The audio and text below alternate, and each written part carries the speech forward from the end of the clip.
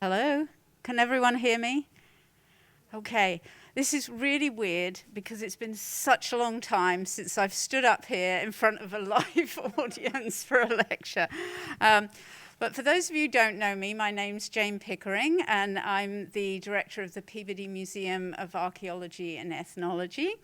And I'm totally delighted and slightly like, whoa, to be inviting people in person to the Gordon R. Willey lecture, which of course is named after one of the foremost archaeologists of pre-Columbian America. And there are people sitting in the front row here who know much more about Professor Willey than I do, so I'm not going to say any more about that. There are probably many in the audience as well.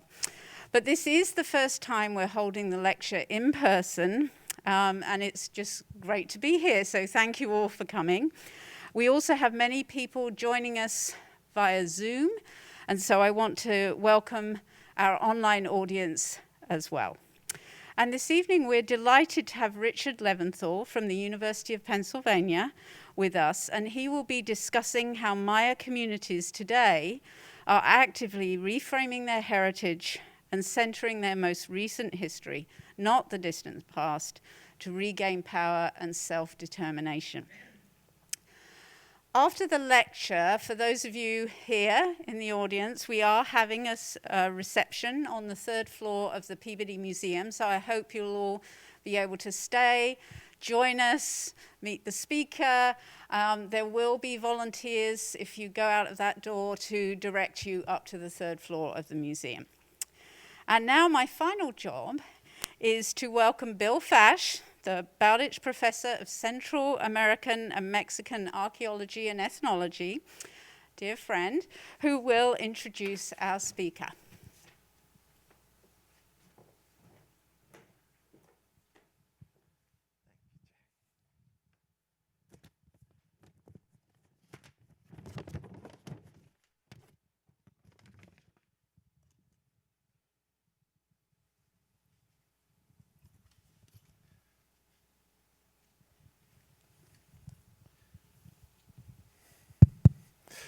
Hello, everyone. Welcome on a beautiful fall evening. Thank you very much, Jane, for having the courage to have the event in person, and to Diana also for helping organize it.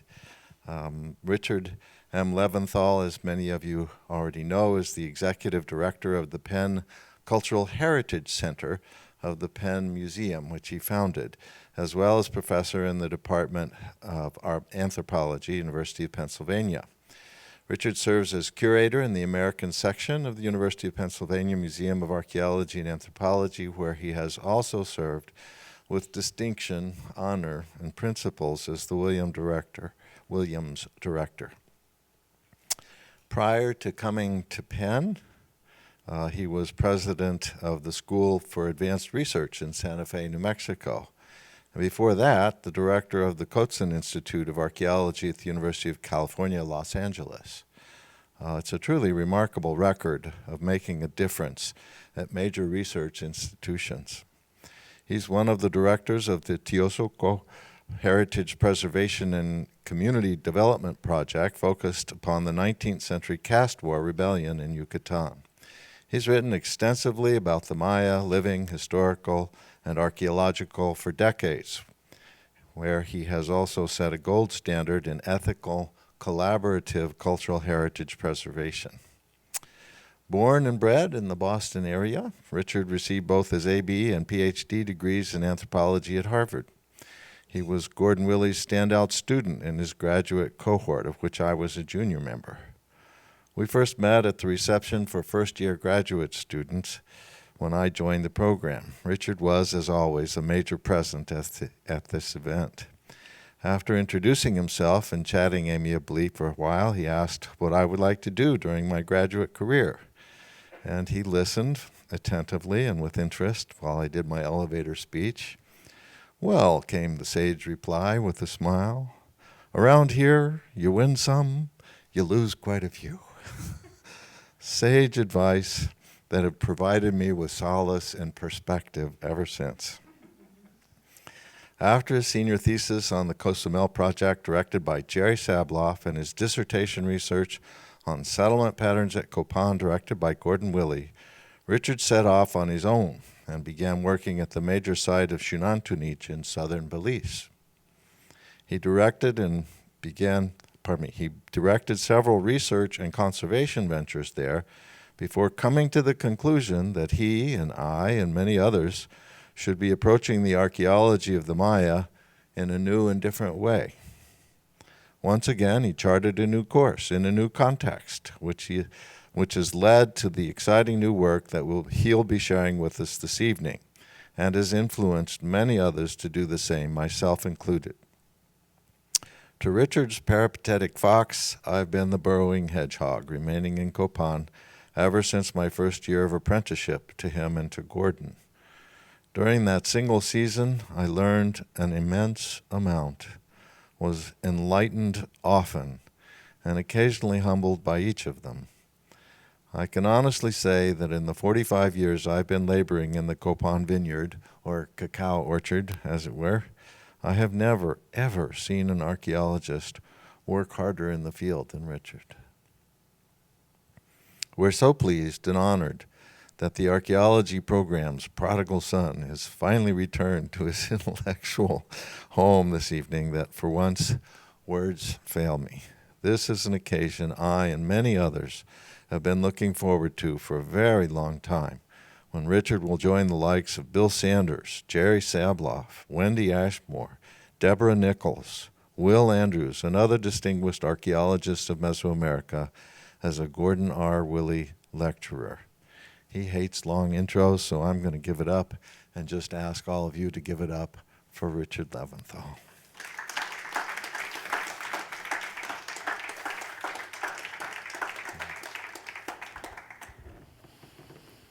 Thank you very much.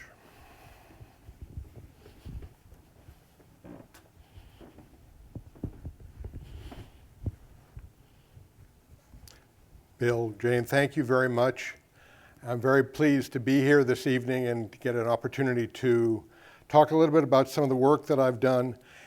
And actually, this is a bit of an adventure for me because I'd like to sort of take you through the things that I've done over the past 30, 40 years and how I've actually changed my approach to archaeology and the nature of work in the Maya area.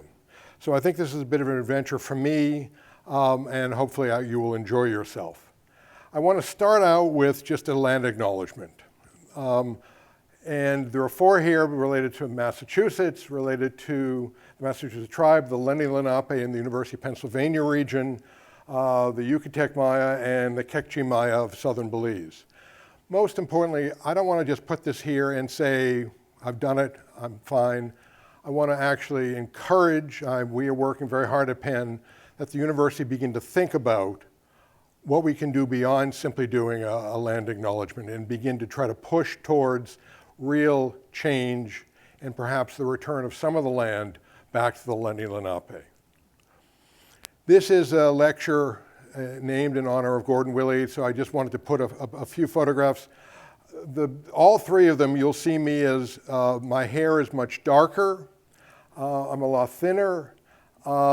This is our work at Copan. You can see with Bill here on the bottom right. Gordon Willey and myself, my hair is a lot longer here. Don't tell too many of my students about that, please. And Catherine Willey, I just wanted to mention also. Bill and I and Gordon are perplexed by something in the field. And then this was Gordon's retirement party, which was a black tie event. And I was very pleased to be able to be there. So Gordon was a wonderful mentor, was a wonderful archaeologist. But I also want to say that Gordon would disagree with every word that I say tonight.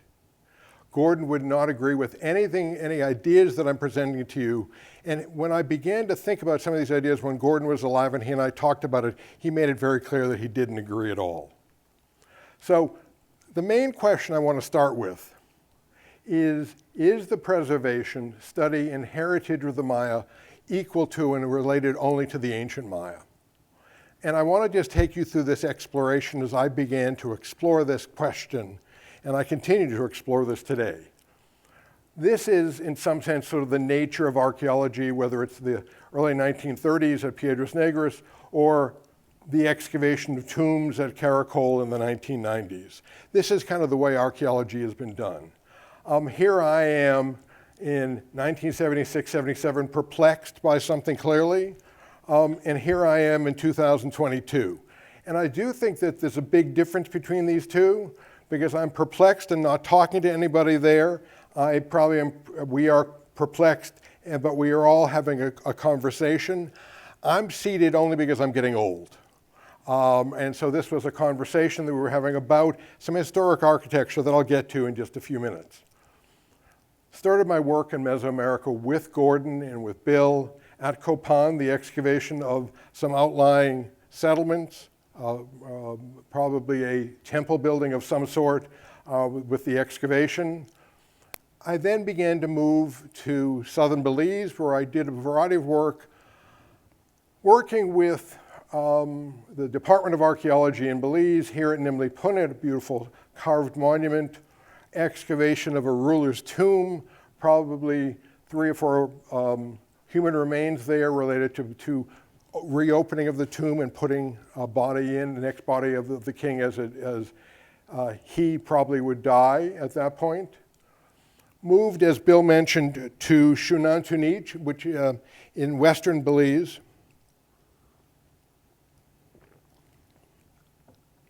And again, did relatively straightforward archaeology, looking at the west side of the Castillo, one of the second largest building in Belize, the largest one being at Caracol, gradually stripping it down, looking at and uncovering a stucco frieze that's, you can see here underneath the palm fronds there, and the excavation of a buried building that you can see behind Julia Sanchez there, and the frieze visible here.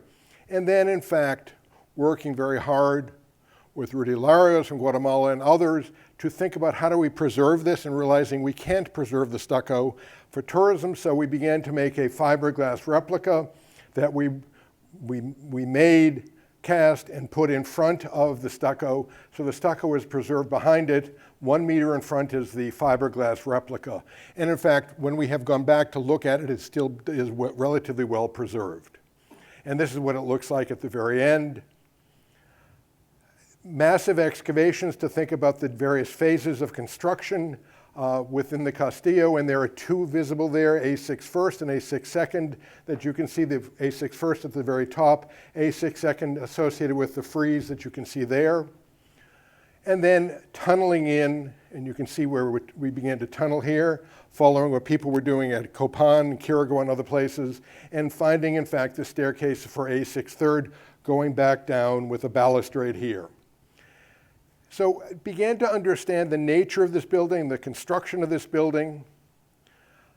This is what the site began to look like. It's not a very large site, maybe 10,000 people at the most. A central area that was built up over time, eventually the ruler's residence here, and in fact, the Castillo located here being perhaps the center of the site with a large construction off to the south. We tried to preserve the monuments, and we moved the monuments, probably very similar to the way the ancient Maya moved large rocks on rollers, trying to protect them, move them into a new building, a new museum that we built, and then a visitor center like this that we were able to present. I want to it's at this moment in my career that I will admit a variety of things began to happen. And there are probably 3 or 4 events that really began to change the way I approached archaeology. One of them is due to a man that you can see on your left there, Tino Panados. And that's a picture of him quite recent. Tino worked with me at Xunantunich. Here I am, he is here. I actually don't remember where Tino is. But he was my foreman. He worked with me day by day, every day, and working and doing this work. And I remember one day, he and I were walking through the site, and I turned to the Castillo and I said, so this is your heritage. What do you think of that? What do you think that we're doing? Are you enjoying the work that we are doing? How important is it to you? And he said to me, no. This is not my heritage. I'm not from here. my family comes from southern Mexico. And so, in fact, the work that we're doing, I think, is great, but in fact, it's not about my heritage. And I said, well, you're a Maya person. He said, yes, but this is not me. This is not my heritage. So I had made an incorrect assumption about the relationship between heritage and identity and modern Maya people, as if all Maya people think alike, are alike. It was my mistake. So Tino corrected me on that and made me think quite a bit about the nature of this. I want to just mention another moment, which is in southern Belize at the site of Uxbenca. It's a site that I was taken to with some of my students back in 1983 when we began to look at the site. And it's up on a hill. It's a series of, some other archaeologists have done work there. This is a photograph of an incredibly beautiful, partially destroyed monument. The head would have been up here. It is gone. But in fact, you can see the legs facing to your left. Very important monument because it actually talks about the relationship between this site of Uxbenca and Tikal off to the west. And so we began to clear the site. This is that same photograph again back in 1983. And a number of years later, I went back to the site. And in fact, this was a local Maya community. And this is what happened to the site. They began to have, the community had major disagreements with the government of Belize. And they burned all of the protective huts over the stela. They obviously wrote on the stela, and this is that same monument that I just showed you, basically destroyed. And when I spoke to the people in the community, again, it was interesting because they said, this is a tourist attraction. It's not our heritage. You're making the assumption that it is part of the heritage. And they were willing to destroy this, not because it was their heritage that they wanted to destroy, but rather the fact that it wasn't their heritage. And they were willing to destroy it in order to catch the attention of the government of Belize. Another event, I think, at least for me, was very important. And this event is coming back to the early days of Maya epigraphy and thinking about how to begin to interpret Maya writing. And particularly with The Blood of Kings coming from Linda Sheely and Mary Miller back in 1986. And it was a disagreement among two people that I respected both of them quite a bit. I knew Linda well, I knew Victor Montejo, and Victor said to me, but I said publicly, what you say about Maya people today, about what you say about the ancient Maya, reflects on what happens to modern Maya people. You can't talk about the Blood of Kings and not expect, in fact, that there's going to be pushback, there's going to be fights from the government of Guatemala. As it turns out, the Maya people were represented by the government of Guatemala as being savages because of this, because of the Blood of Kings. So there's impact of what we say. It's not about scientific truth. It's about the impact in the 21st century or the 20th century. So this is a fight that I spent a fair amount of time talking to Linda about, fair amount of time talking to Victor about. And then finally, I began to work in the Yucatan. I just, again, a fascinating framework about how the Maya are represented to tourists going to Cancun. And Cancun gets anywhere from 8 to 12 million people landing there at the Cancun airport every year. So you can think about how many people end up on the beach, spending time drinking beer, enjoying themselves on the beach, going perhaps to Chichen Itza for a day, and then heading back. And in fact, what you can see here is tourists at a restaurant. And what's fascinating is, yes, the Maya people are dancing, but most importantly, the tourists are told a story that the Maya people have disappeared. And this is a story about the collapse. This is a story of arrival of the Spanish, and they're conflating time, but it doesn't matter. The story that the Mexican government tells, the story that the tour operators tell, the story that the tour guides tell is that the Maya have disappeared. While at the same time, they are the ones constructing the hotels. They are the ones who are the busboys, the meseros. They are right around the tourists. As the story of the disappearance of the Maya is being told, the Maya people are right there. And this is a story, again, that doesn't really connect to the modern day world. And so again, in a place like Cancun, what you see is the Cancun Museum about the ancient Maya. They had one vitrine with one photograph of a time period after about 1800 AD. This is a hotel, and again, it's constructed with the ancient Maya iconography. So what you begin to realize is that although Mexico says the foundational story of the country is based upon these ancient civilizations of the Olmec, of the Maya, of the Aztec, of the Mexica, of the Mixteca, what they're really talking about is mestizaje, the mixing of the races as they perceive it. That is the core construct and belief of, in fact, an early explorer being left behind, marrying a Maya woman, and this is the symbol of what, in fact, as you enter Chetumal, this is a symbol of what you see. So to go back to the question, we still have to ask the question, what about the preservation and the study of the Maya? Is it just the ancient Maya? And thus far, in fact, it has been about the ancient Maya. And it's about Maya heritage and about Maya tourism, and you can see at Chichen Itza, and in fact, I could easily show you a photograph of 2,000, 5,000, 10,000 people at Chichen Itza as part of the tourism trade. Do Maya people benefit from that? The answer is basically no. The hotel operators are all people much wealthier, controlling the hotels, controlling the buses, controlling the restaurants.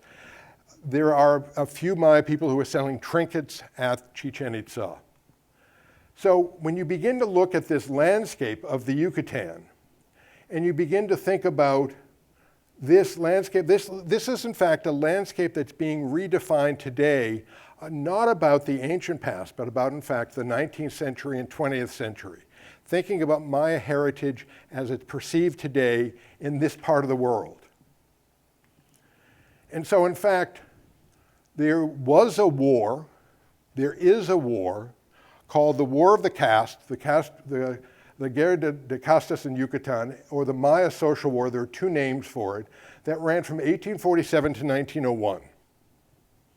And on the ground, in fact, you can see that there are monuments like this, which is to the martyrs of the caste of the Maya Social War, or in fact, a painting like this on a wall that says the Maya Zone is not an ethnographic museum. We are part of a town or an entity moving forward into the future. So we think about the Maya of the past, we have to think about the Maya today.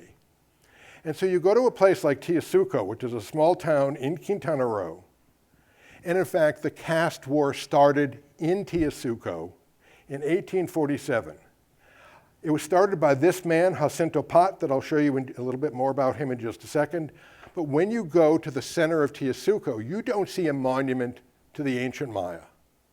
This is a town of Maya people who put up monuments to the leaders of the rebellion from 1847.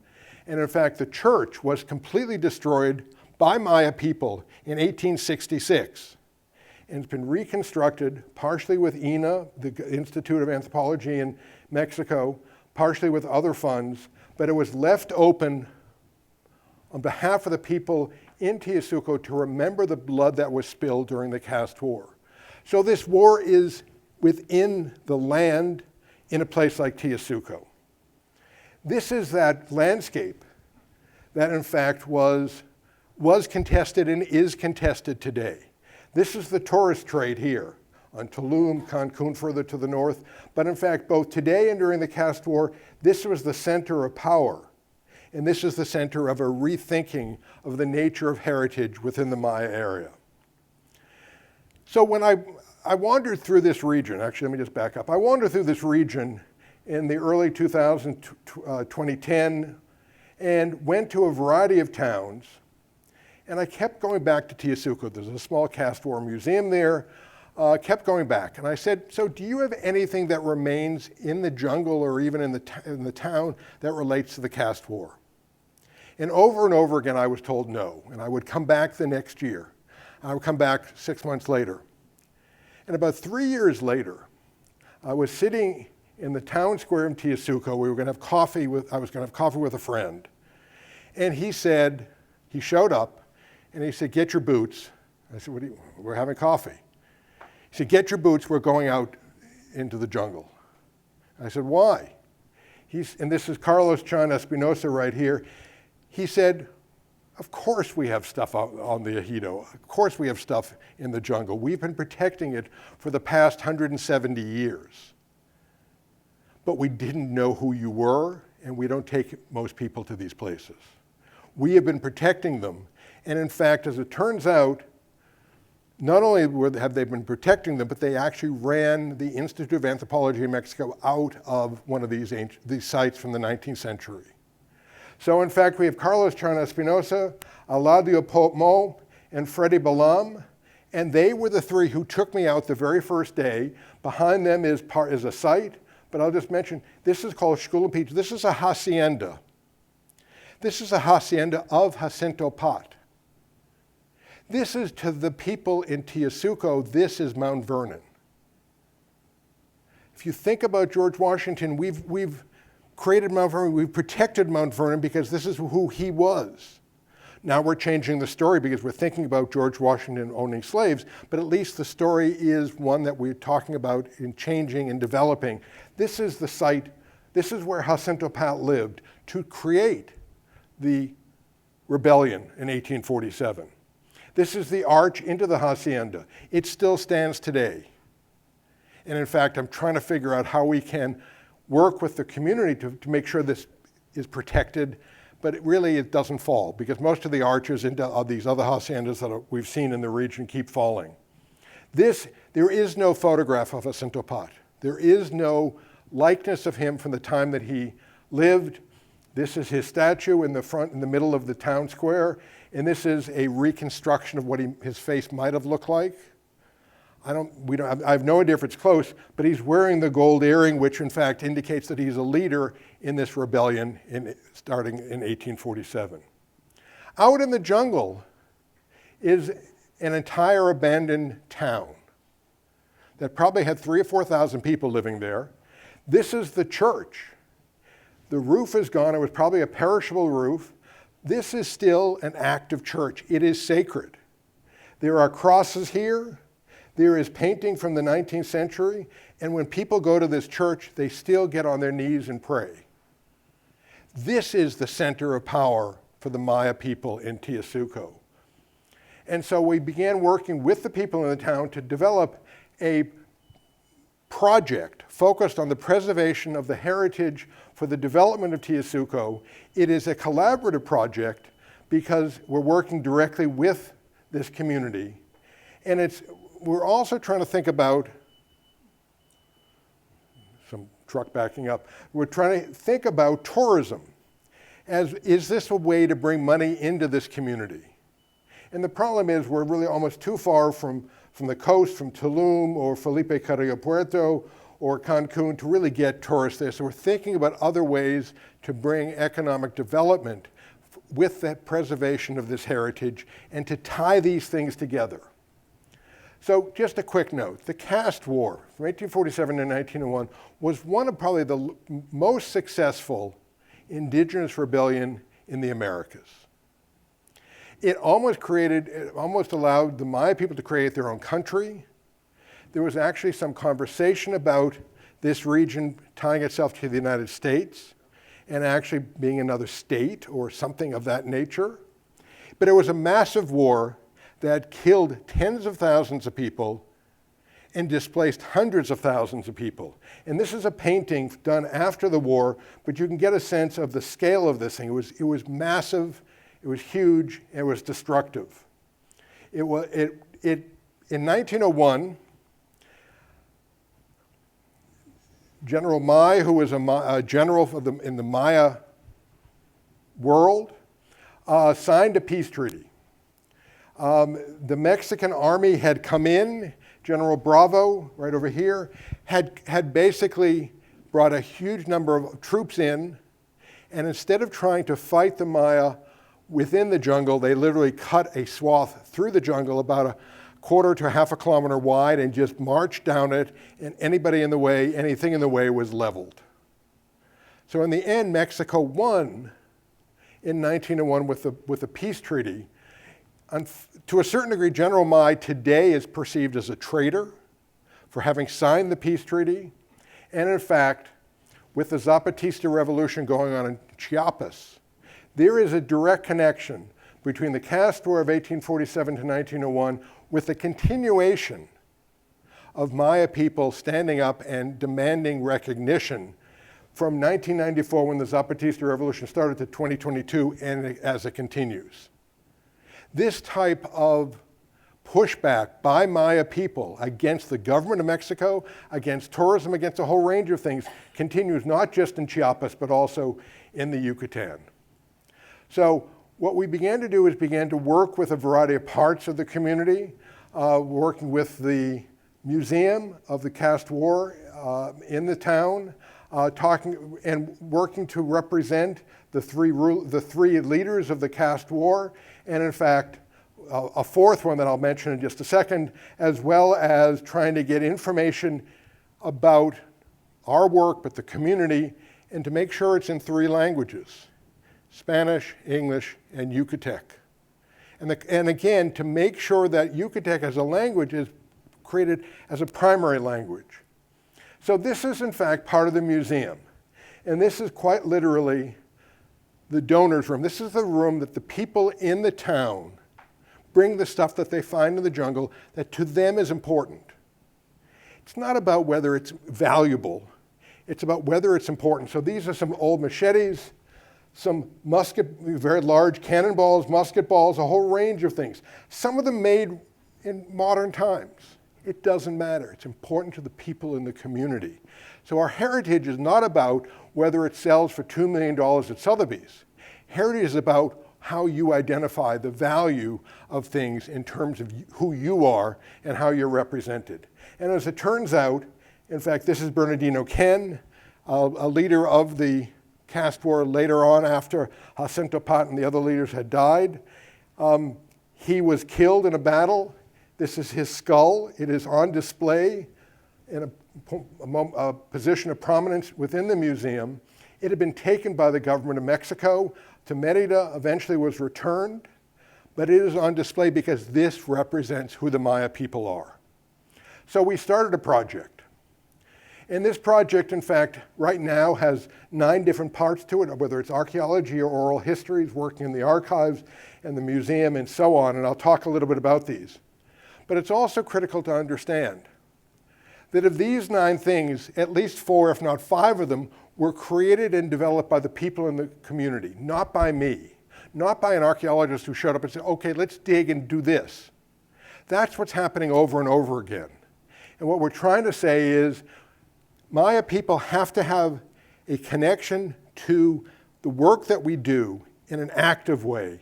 And so, in fact, the preservation and revitalization of the language, the church, the museum, oral histories were all coming out of the local community in a development of this. And this is a conversation that we do every year. We sit down with the community and make decisions about what are some of the things we're going to focus on. And this is the Ejido, or the land organization of Teosuco. This is the City Hall in Teosuco. And this is the Caste War Museum, along with the Pan Cultural Heritage Center. So in fact, one of the ones is archaeology. So in fact, what we're doing is going out and mapping the settlement within this region. It's a good straight archaeology project, but we're looking for 19th century and 20th century remnants on the ground. And what we're also looking for is the roads that connected them. So what you can see here is the land organization, land of the Ejido of Teosuco, and within it all of the various haciendas. The haciendas are in red squares here, that were occupied prior to the Caste War and then abandoned. This is some of the work that we did at School and Peach to clear and to understand the water system and the complexities of what this hacienda looked like in 1840, 1845, somewhere in that range. This is that abandoned town. It's called Tela or Lalca. This is this abandoned town with a church in the middle that I'll show you in just a second. But you can see the roads that led in from the outer edges into the center of the community. Each of these is a land A family would live in each of these as part of their little plot of land within the central part. The larger plots are along the outer edges and then probably get subdivided as the family would grow. Somewhere between 3,000 to 4,000 people would live there. This is in fact Tela. This is the church that I showed you before, and this is in fact another part of the church. As you can see, it's a rather large entity, which is the entrance into the church. But in fact, it was slightly known by the government of Mexico, but it wasn't being preserved particularly well. So in fact, the work that we do is trying to, in fact, not to beat on the government of Mexico, this is the work that they did in preserving a small chapel or capilla in that section of the church, which was disastrous. And in fact, in the middle of that work, because it was so bad, the people of Teosuco kicked them out. They literally ran after the people from the government of Mexico, from INA, with guns and machetes, chasing them down the street and kicked them out. They wanted to protect, they wanted to control their own heritage. If you go into the town of Teosuco, this is the center of town, this is the church here, this is the plaza, and so on, a variety of buildings. All of these red squares here are buildings, in fact, that were occupied in the 19th century, abandoned for 75 years, and then reoccupied by people who created the modern-day town of Teosuco. This is one of the buildings that was reconstructed by the government of Mexico. This is one of the buildings that Doña Paulina is in front of here. She owns this building, but she doesn't have the money to build a roof. So what she did is she built a palapa inside, a thatch roof building that she lives in inside this. But she is very proudly an owner of one of these casas coloniales. And she sees it as being very important that she wants to hand on to her children and her grandchildren. Part of the oral history that we're doing is having Marcelina Chancanche, who was one of the co-PIs on the project, interviewing some of the abuelas, some of the abuelos within the community, the elders of the community, to understand really how they perceive the world today. And the interesting thing is, none of these people were alive for the Caste War. But the Caste War lives within each of them as they think about the past. And they talk about the Caste War as if it happened yesterday. They talk about the Caste War as being an instrumental, critical event in their life. But we know, in fact, that none of them or in fact their parents, or even barely their grandparents, could have participated in the Caste War. So it's not a question of reality, it's a question of connecting events of the past and heritage of the past with people today and how they perceive that world that we live in. And then an attempt to also think about, and all of you have seen National Geographic photographs or layouts where Indigenous people are perceived as being this very strange other as it's represented. So in fact, in thinking about a photography project, we began to think about not taking a picture of them as we often on National Geographic would do, women cooking on a hearth and smoke in front of them. We asked them, where would you like your photograph taken? Who should be in the photograph? Where should it be? And what do you want to write about yourself? So again, changing the nature of even photography away from the way we see photographs and the way we see Indigenous people today to the nature of, they get to decide. They get to understand the nature of how they want to represent themselves. We're also doing a variety of other things with the community.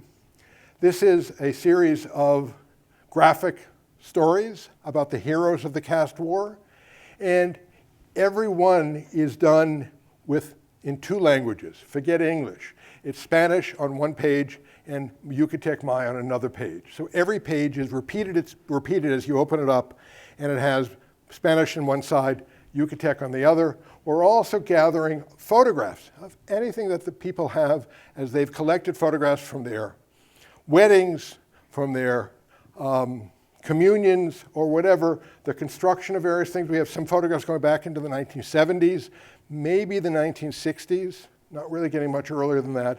And then we're beginning to put them together into a series of small booklets that, again, we're publishing each year with the community as people are writing about the stories of Teasuque. Excuse me.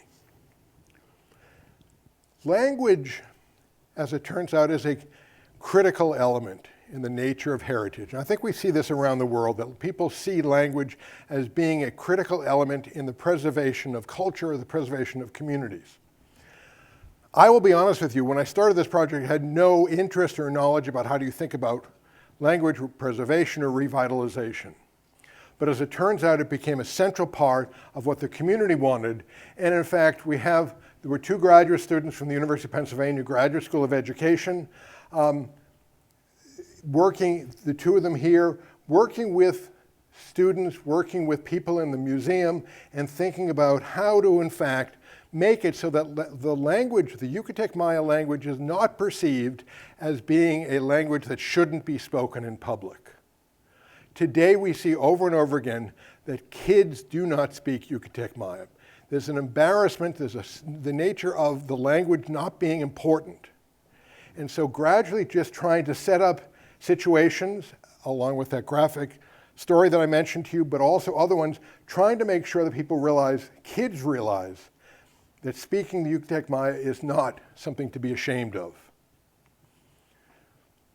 The history of someone like Jacinto Pat, not being told by me, but in fact being told by people within the community. And in fact, this is his life. And this is after he has died and his bones are being scattered by a cenote. And here he is dead right in the middle. And this is the story of him being born and his life. It was painted by somebody within the community. The story is, as they see it today, this particular one was painted in 2012. There are many of these. But this is the story we have to begin to think about. Also trying to get into archives and think about how the archives can help us. And there's Carlos Chan Espinosa on the left, Suzanne Abel from Stanford, and this is Julio Hoyo Gutierrez. Julio is a dear friend.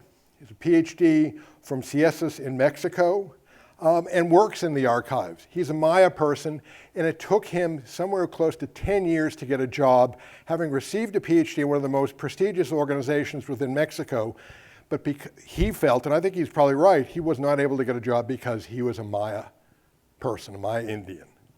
So he's working with us. He does have a job now working in one of the new universities that AMLO has started within some of the smaller indigenous communities.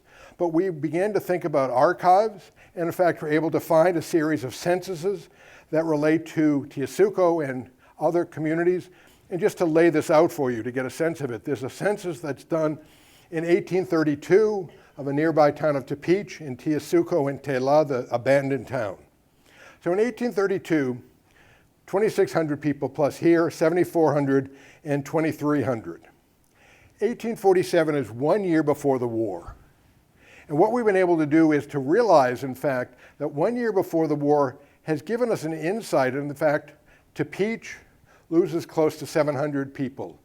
Teasuque loses close to 800 people. And in fact, about 400 more people show up at Tela. We think, and this is a conversation again within the community, there's a thought that in fact, the year before the rebellion, people know this rebellion is about to happen. They are trying to get out of the center of this rebellion, move as close to the jungle as they can at a place like Tela. And in fact, we lose roughly 1,000 to 1,500 people. We don't know where they went. We think they ended up out in the bush. And in fact, this area is perceived to be abandoned after the war. There were thousands of people living there. They just didn't live in a single location.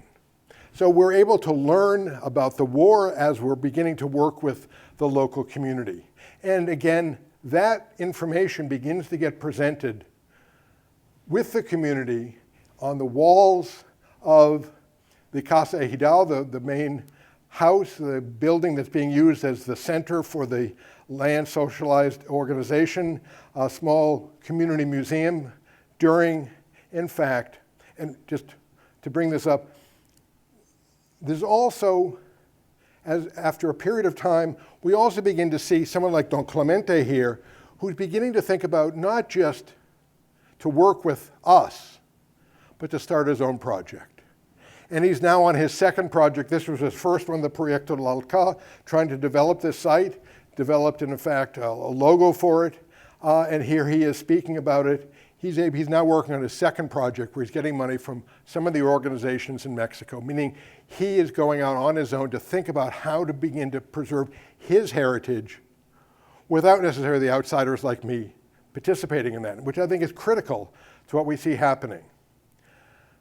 So I just want to tell a very quick story of a meeting that happened in Oaxaca in 2013. And there I am in the corner, and next to me is Marcelina Chancache. I've already talked about her briefly. And sitting over here is an INA archaeologist. And the INA archaeologist gave a paper. And he stood up and he went through the sort of archaeological conversation, wanted to make sure that it was clear that he was an INA archaeologist, wasn't working really with the community, didn't really care about the community, wanted to do good archaeology. Great. I wasn't presenting that day. Marcelina was presenting, and Marcelina has her huipil on. She's listening to this, and I know Marcy well enough, and her anger just starts to go up, and her face is getting flushed. And she stands up, and literally, as the next speaker, and says, "That's not the way we do archaeology or community work in Teosuco. We don't do it that way. We work together." And I will honestly say that as I'm sitting there, this was probably one of the great moments for me just to hear her say that. Because I'm not sitting there prodding her to do this. This is how she believes Maya heritage has to be assessed and thought about in the 21st century. What we are also doing at the end is there's a huge celebration at the end of July for the 4 days representing the start of the Caste War. And every year, from July 26th to the 30th, there's a massive celebration in town. Hundreds of people are coming together. The politicians have started to come now, which is the scary part.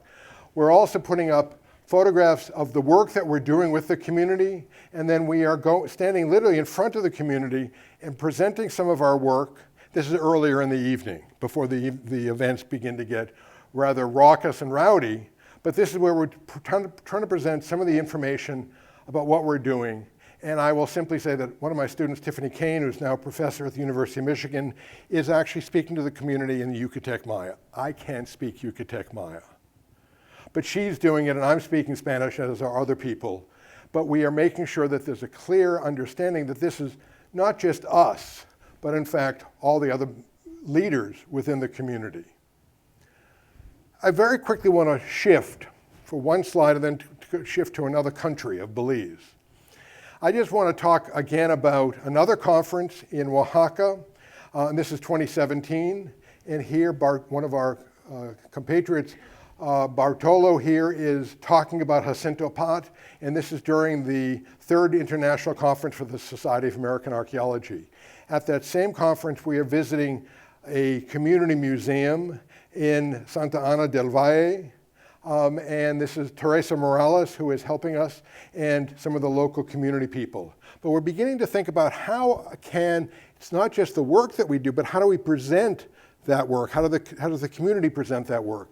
And the Museos Comunitario movement is very strong in Oaxaca, and we learned a lot during that trip. And so I just want to, we're going to try that. We're going to work on a Museo Comunitario in Teosuco, but I want to shift just very quickly to Belize, just for a moment. And you can see the location of Belize on the left there. This is the country of Belize, and the work that I'm working with a series of Maya activists down here in Toledo.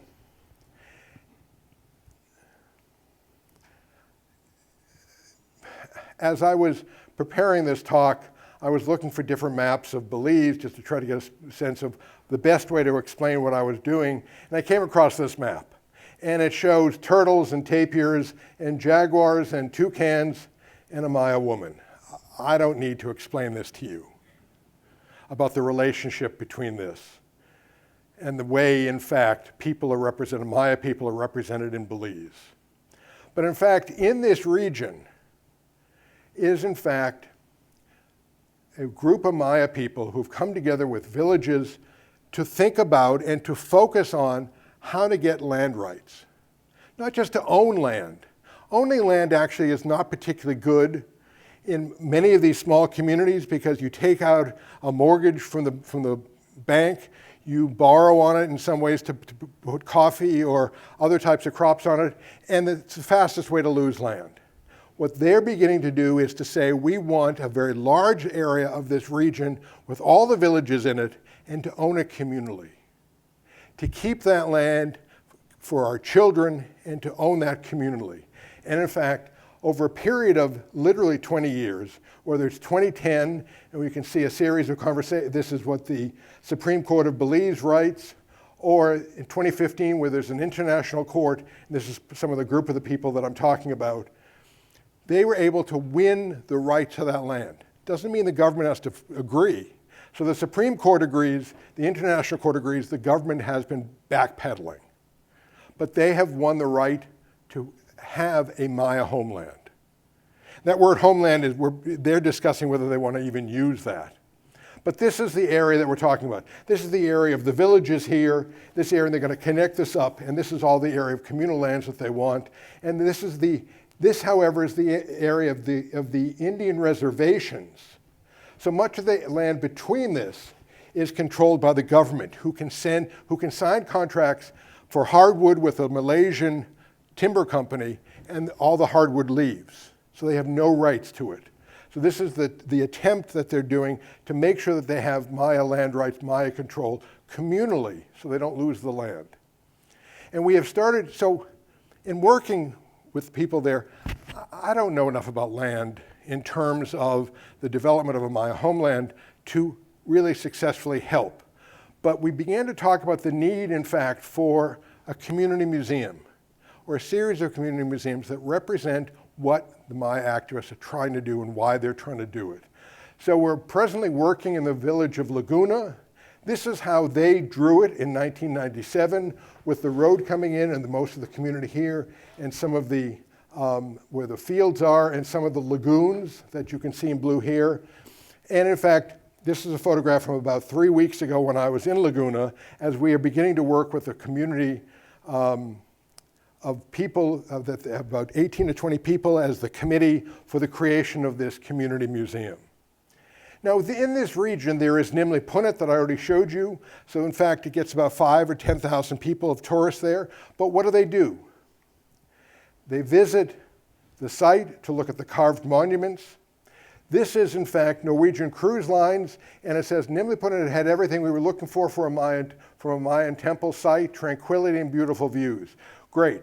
And where did the tourists go? They go to the island owned by Norwegian Cruise Lines. They get on a bus owned by somebody else. They go to the site. Maybe a few people are selling trinkets. That's the best that Maya people get from their own heritage. So one of the questions is, with Maya homeland, who's going to control Maya sites? Is it the government of Belize? Is it the Maya people? Is it co-management? But this is actually one of the scariest parts of this whole movement for the government of Belize, because if they lose access or control over some of these archaeological sites, the money won't be rolling into the government. It's going to be tied to the Maya people. But this is their own heritage. So this conversation is not just about how to control sites, but also to think about how to use them into the future. One of the most interesting events that took place was, in fact, just before the pandemic, on October 25th, 26th, and 2019. And what the people in southern Belize, and I'll point out who they are in just a second, what they did was they called together an abink. And the word abink means, and I've been told this, it means to listen, listening. But what they wanted to do was, they wanted the traditional knowledge holders and the academics to come together. So they invited people, and they basically said, instead of going off to your conference on archaeology, come down and report to us.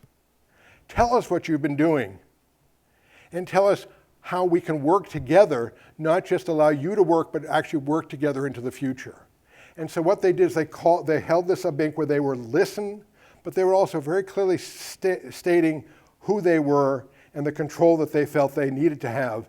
There I am speaking during it, and literally had to fly down on Thursday night, try to get there Friday midday, flew down to southern Belize, got met at the airstrip, ran over, and was able to participate in this for a day and a half. These are the three sort of main activists. Filiberto Panados, who actually is a brother of Tino that I showed to you at the very beginning of this talk. Christina Koch, who has become the face of this movement, has a very large presence internationally, and Pablo Mies. These are three of the activists. And just here, this is a dear friend of mine, John Morris, who's been head of archaeology for Belize, talking to Christina, hopefully beginning to have a conversation, although I'm not sure there was that much of a conversation. Just a final note. Prince William goes to Belize. This is part of the 70th anniversary of the Queen's reign. And he's doing a tour around a variety of the countries within the Commonwealth. And he and his wife land in Belize, and they are supposed to go to one of the Native American, one of the indigenous communities near where I work, called Indian Creek. And you can see what happens. They aren't going to be displayed like an ethnographic museum. They're basically saying, we don't want you if you're just going to come look at us. They're taking control of their own representation, their own identity, and they're basically kicked out Prince William and told him, we don't want you to come here. Huge set of counter-protests and protests over the next several days. I don't have time to go into it. Fascinating set of moments. In the end, they go to a different village to look and gawk at the Maya people. But this is what, in fact, I guess the royals do.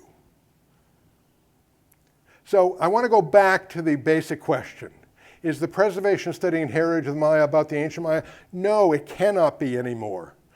I've discovered over a period of time that, in fact, working with Maya people is what brings us much further along in our quest to understand both the ancient Maya and modern day cultural people, and to understand myself.